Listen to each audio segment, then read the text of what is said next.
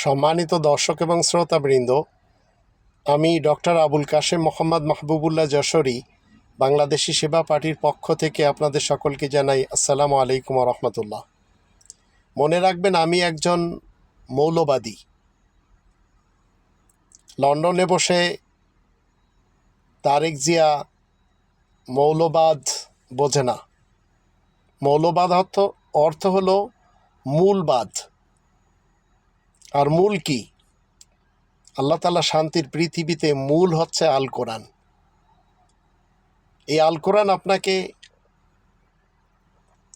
মাসজিদুল হারামে নিয়ে যাবে, 24 জন নবী রাসূলদের কথা বলবে।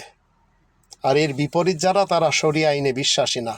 এক কথায় তারা সবাই নন মুসলিম, তারা সবাই মুরতাদ, তারা সবাই ইসলাম থেকে খারিজ। তাই এরা বলে চলেছে এরা শরিয়া আইনে বিশ্বাসী না।